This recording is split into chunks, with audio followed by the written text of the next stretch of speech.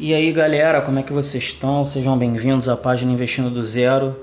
Então, o que acontece? Eu fui lá no meu Instagram, que é esse aqui, ó, @investindoj, tá aqui do lado, e eu fiz a seguinte pergunta: qual era o assunto que as pessoas mais queriam que eu tratasse aqui para tirar de dúvida delas, né?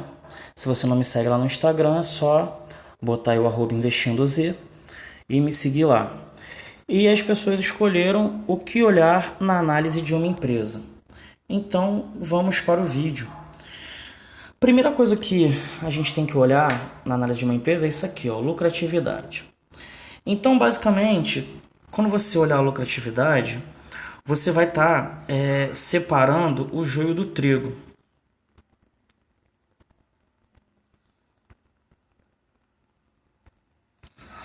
Por que você vai estar separando o joio do trigo?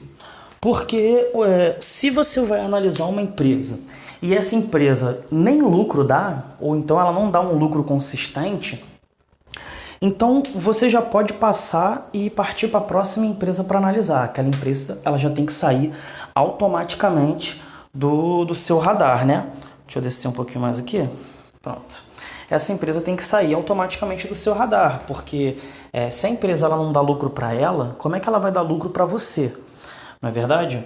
Então, a importância de você olhar a lucratividade, né, o histórico de lucros da empresa, é importante por causa disso, para que você não perca tempo, né, principalmente. O que você olha? É o que eu falei, né? Você olha o histórico de lucros da empresa. Então, é uma empresa que ali, pelo menos nos últimos 5 anos, vem dando lucro. Sim, ela vem dando lucro.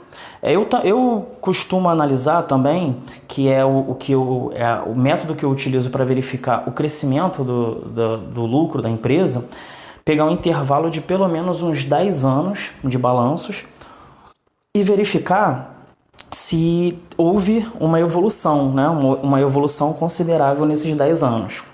E por que eu pego 10 anos? Por que eu não simplesmente olho no ano anterior ou 2 anos antes? Porque não necessariamente a empresa vai, ano após ano, ficar dando um lucro maior que o outro, né? Porque é renda variável, né? Então vai ter meses que ela vai vender ali alguma porcentagem a menos, alguma porcentagem a mais.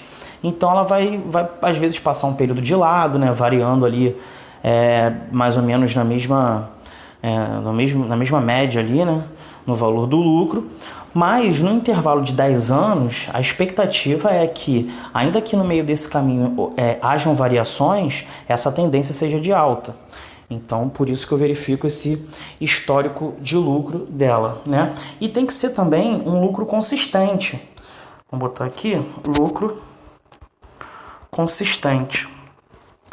O que é lucro consistente? É aquela empresa que não fica, uma hora ela dá um lucro altíssimo, outra hora ela dá um lucro muito pequenininho, aí depois ela vai dar prejuízo, aí depois ela volta a dar um lucro médio. Então ela tem uma variação muito grande, né?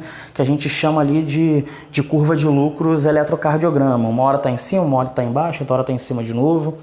Então isso é uma empresa que não é interessante para quem é investidor iniciante investir, porque você vai ficar naquela montanha-russa, né? Então vai ser toda aquela emoção de uma hora você está rico, uma hora você está pobre, uma hora você está rico, uma hora você está pobre, beleza? Então esse é o primeiro fator, que é a lucratividade. Um outro fator também que eu analiso muito é o fator governança. Não era para descer isso aqui. Pera aí, deixa eu voltar. E dentro da governança, o que eu olho? Primeiro, segmento de listagem. O que é o segmento de listagem? Ele tem o tradicional, tem o nível 1, nível 2 e, o que nos interessa, o novo mercado. E por que é interessante que a empresa seja do segmento de listagem novo mercado?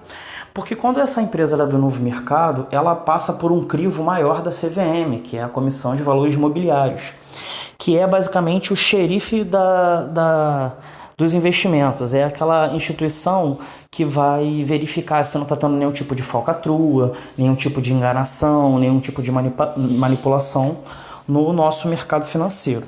certo? E também porque o segmento de novo mercado, ele te oferece apenas ações ordinárias, né?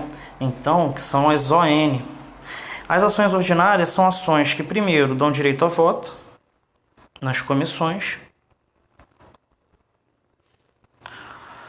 Ah, tá, Renan, mas aí eu não tenho interesse nenhum em comissão nenhuma votar. Então, por que a ON ela é importante? Porque, além disso, ela é a mesma ação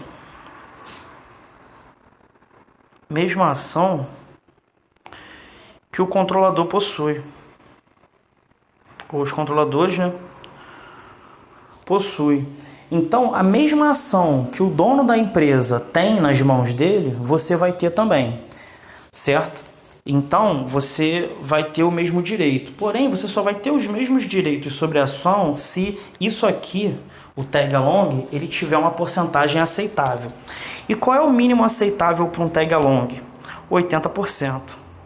Então, no mínimo, você tem que ter 80% de tag along.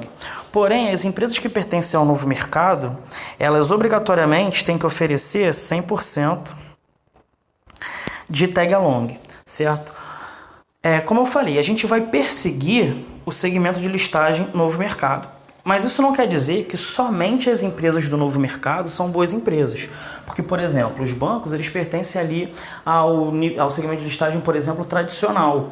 Eles te oferecem 80% de tag along. E a gente sabe muito bem que os bancos, pelo menos no Brasil, são extremamente lucrativos e dão um bom retorno ao acionista. Então, é uma empresa aí, um setor que oferece empresas que fogem um pouco da curva. E assim como os bancos, existem outras empresas também que são muito boas, mas que ainda não pertencem ao novo mercado e que oferecem aí 80% de tag along. Mas isso é o mínimo que você tem que aceitar.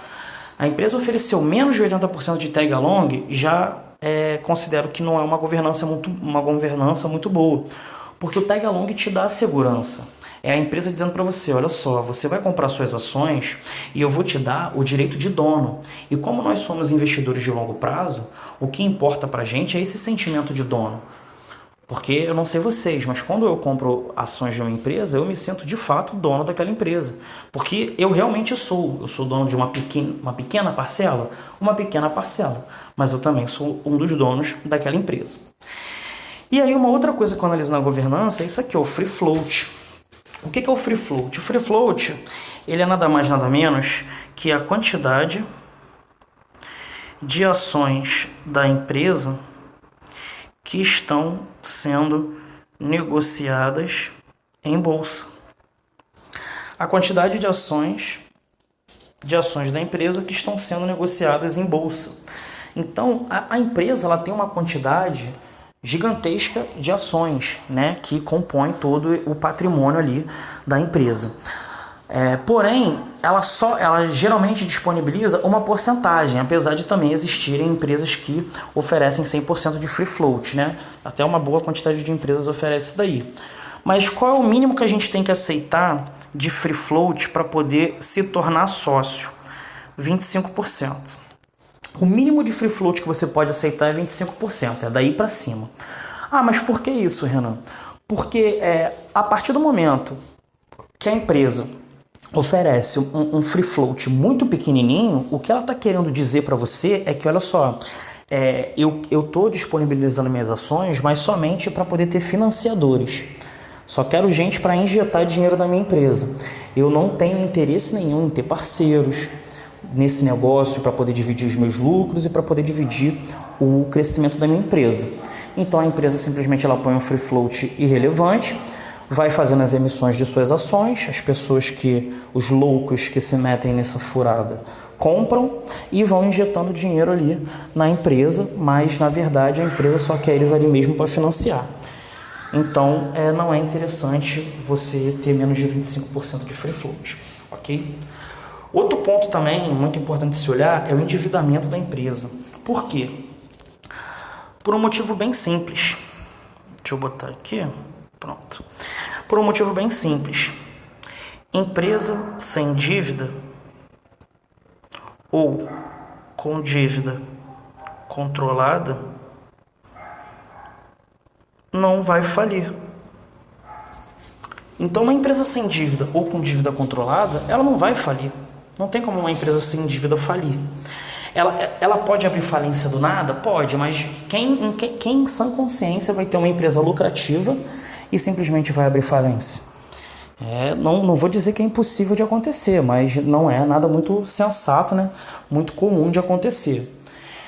Então, se a empresa não tem dívida, ou então ela tem uma dívida controlada, ela consegue respirar, né? Ela consegue ter aquela tranquilidade de que, vindo uma crise, ou por algum motivo, algum fator que aconteça na empresa, faça com que ela lucre menos, que ela não vai ter um prejuízo, assim, uma carga tão grande nessa diminuição aí dos lucros, né? Porque ela vai estar ali saudável, vai ter dinheiro para poder pagar suas dívidas. E aonde que eu verifico esse endividamento? Eu verifico no indicador. Deixa eu botar o pontinho aqui, vai ficar melhor. Pronto. Eu verifico no indicador dívida líquida dividido pelo EBITDA. Então a dívida líquida, né, é autoexplicativo. E o EBITDA, ele é o lucro operacional. O lucro operacional. O lucro operacional, ele é basicamente, quando você pega toda a receita que a empresa teve com as suas operações, ou seja, vendendo, por exemplo, o seu produto, quando todo esse dinheiro das vendas entra e ela tira aquele dinheiro que ela investiu, tanto para produzir o produto, quanto para pagar fornecedor, transporte, tudo mais que envolve a operação, sobra para ela isso daí, o EBITDA, que é o lucro operacional da empresa. E quando que é bom? É bom quando ele está menor que 3. Então, quando esse indicador dívida líquida sobre EBITDA está menor que 3, isso quer dizer que a empresa tem um endividamento saudável. Dependendo da empresa, se for uma empresa que ela já tem receitas garantidas, como é o caso das elétricas, que tem contratos bem grandes ali de 10, 20, 30 anos e tem aquela previsibilidade de receita, ou então empresas que, apesar delas se endividarem um pouco mais, as construtoras, elas também obtêm um retorno considerável em cima desse dinheiro que ela utilizou, né, que ela pegou emprestado, então ela pode fazer isso, a gente pode aceitar até 4. O macete daqui é você sempre procurar comparar empresas do mesmo setor.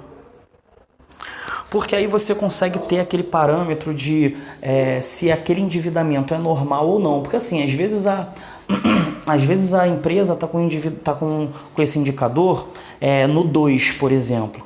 Só que aí quando você olha as empresas do setor, todas elas têm, por exemplo, abaixo de 1 de endividamento. Então isso quer dizer que essa empresa, dentro do setor dela, ela é mais endividada. Isso é ruim?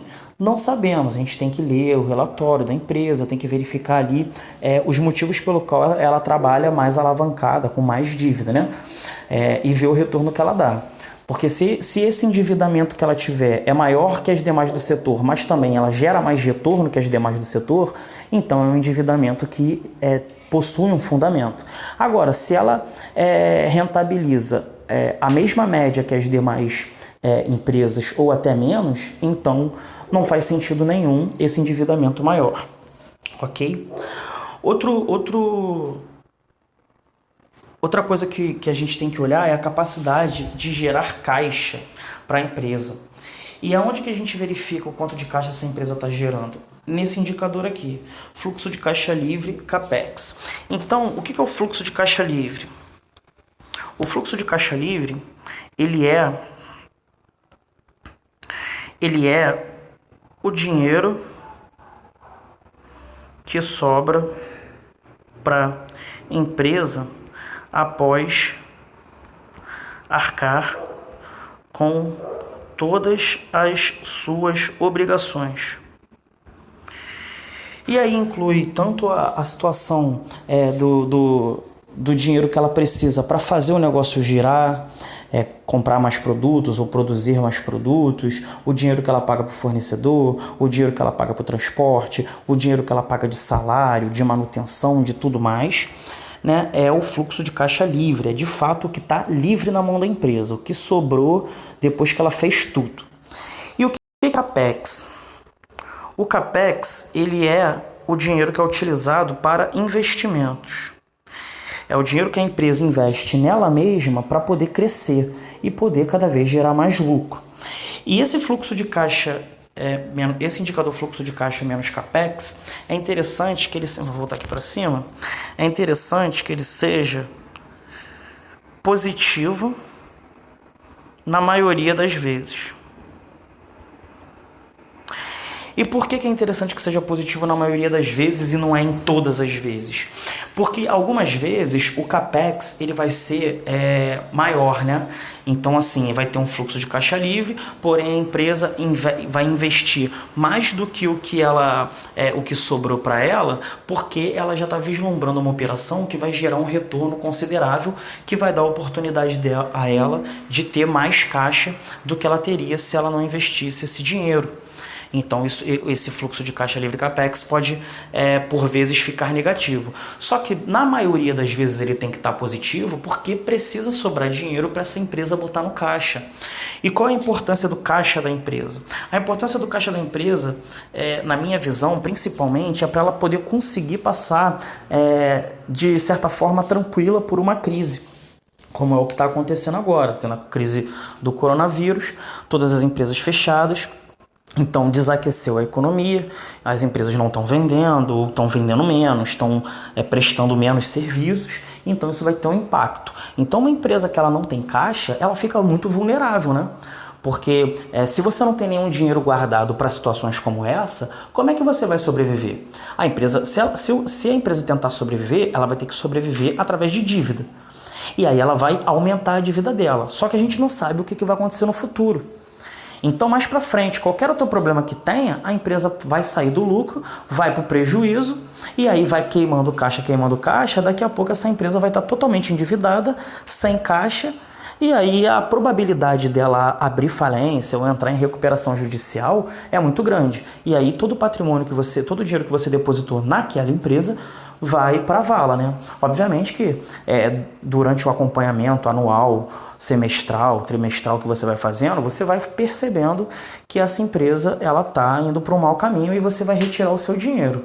Mas assim, é interessante que a gente invista em empresas, a maioria, né, das empresas que pertencem à nossa carteira, elas sejam empresas que nunca quebrem, nunca abram falência, né? Porque a gente sempre tem o interesse do longo prazo. Outra coisa importante de olhar é a vantagem competitiva.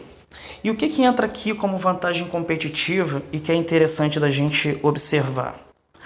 Então, uma vantagem competitiva muito interessante é, por exemplo, a verticalização.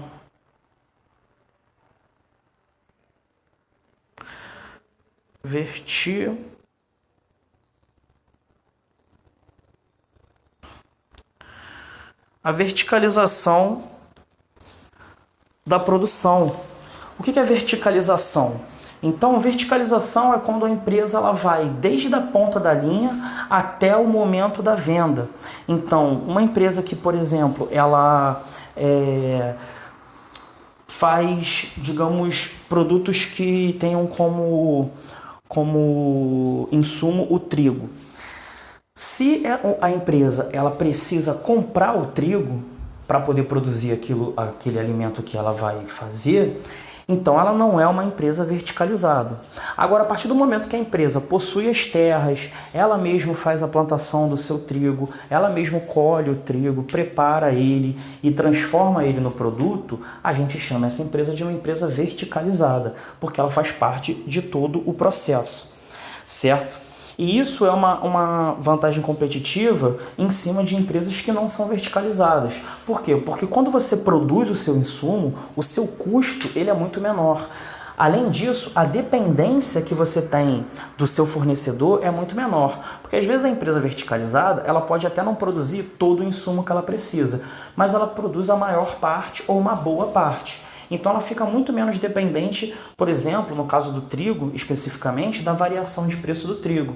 Então às vezes a variação de preço do trigo pode, o preço do trigo na verdade pode aumentar bastante e como essa empresa ela produz o próprio trigo, ela não vai sofrer com esse impacto, entendeu? Então é interessante essa verticalização.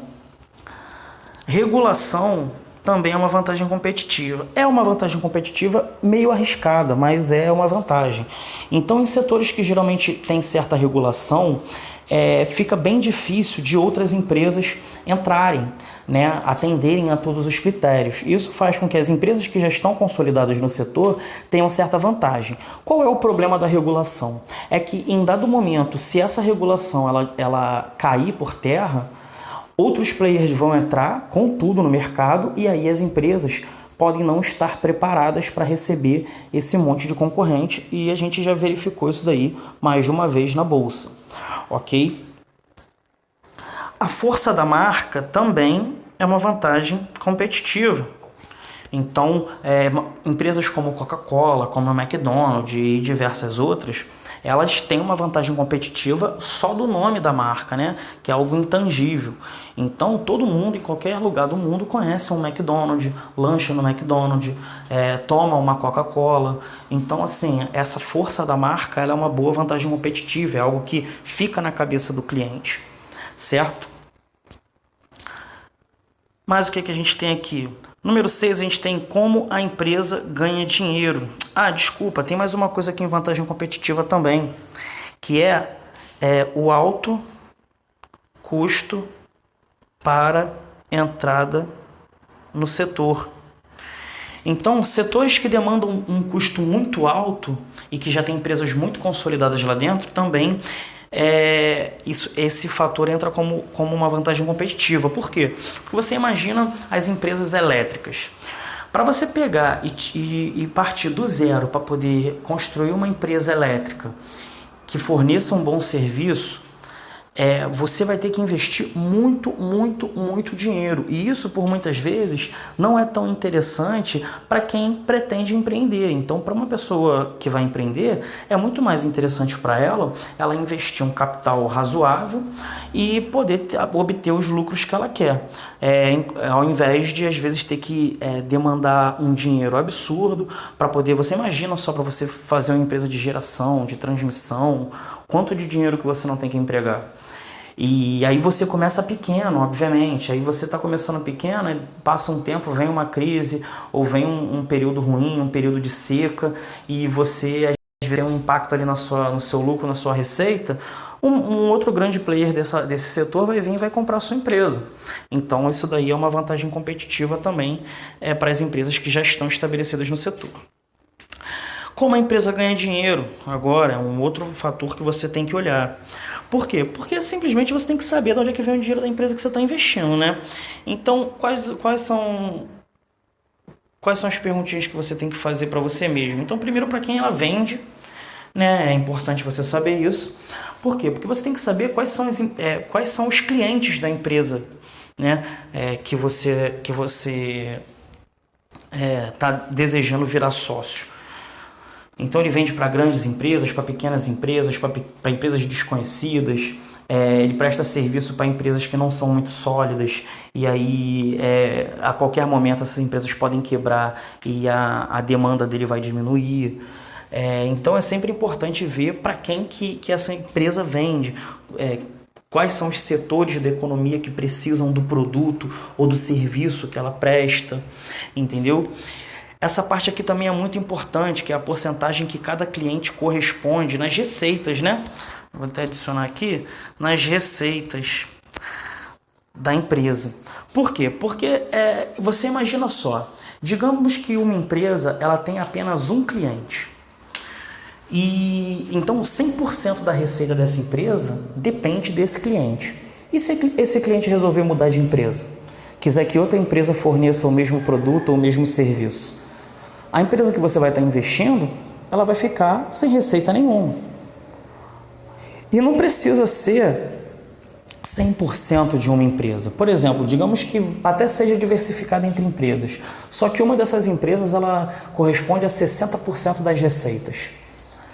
Qualquer coisa que acontecer que essa empresa queira cancelar o contrato ou não renovar o contrato, você vai ficar com 60% menos de receita dentro da empresa que você investiu. E para você tapar esse buraco, vai ser muito complicado. Vocês concordam comigo?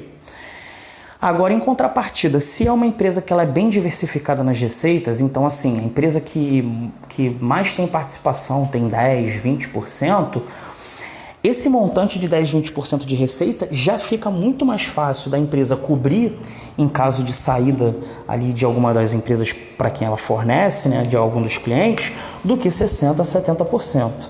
Né? Então é muito importante que você saiba isso também.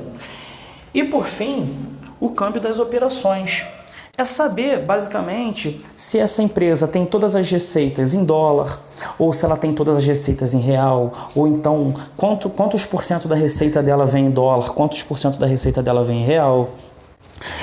É importante você saber também os custos, né? O quanto dos custos da empresa é em dólar, né? O quanto assim de dinheiro que ela tem que pagar, seja para comprar insumos ou então de qualquer tipo de aporte de dinheiro que ela precise fazer, tecnologia ou qualquer coisa que ela precise comprar, adquirir ou solicitar de serviço, que ela vai precisar pagar em dólar, e o quanto que ela vai precisar tirar de dinheiro do bolso para pagar em reais. Por que isso é importante? Porque a variação do dólar ela vai influenciar tanto na receita quanto na despesa da empresa, né? Então, se é uma empresa que tem receita em dólar, quando o dólar sobe, essa empresa é beneficiada. E por que ela é beneficiada? Porque se ela recebe dinheiro em dólar, quanto mais valorizado o dólar tiver, mais dinheiro ela vai receber. Então isso vai dar um up no lucro da empresa. Em contrapartida, se o dólar cair, ela vai receber menos do que ela estava acostumada a receber, certo? Porque a empresa não consegue transferir toda a variação do câmbio para os produtos dela, mesmo porque se ela fizer isso, ela vai ficar menos competitiva e aí simplesmente vão começar a comprar da empresa concorrente que está vendendo o mesmo produto, só que bem mais barato, certo? E da mesma forma as despesas. Já para as despesas é o contrário. Se o dólar sobe, aí começa a ficar ruim para a empresa, porque ela vai ter que pagar mais dinheiro, né? Mais em reais, para poder adquirir aquele produto ou aquele serviço que ela está contratando. E se o dólar cair, já aumenta um pouco ali a margem de lucro dela, porque ela vai estar pagando menos pelo aquele mesmo produto. Beleza, gente? Então, vamos revisar aqui. A gente precisa olhar, número 1, lucratividade, número 2, governança, número 3, endividamento, número 4, capacidade de gerar caixa, número 5, vantagem competitiva e número 6, como a empresa ganha dinheiro. Beleza, gente? Espero que vocês tenham gostado. Dá um joinha aí no vídeo. Se vocês gostaram do conteúdo, se inscrevam na página, ok? Aperta o sininho para receber a notificação dos próximos vídeos que eu botar. E não se esqueçam de seguir aqui no Instagram, @investindoz. Um abraço.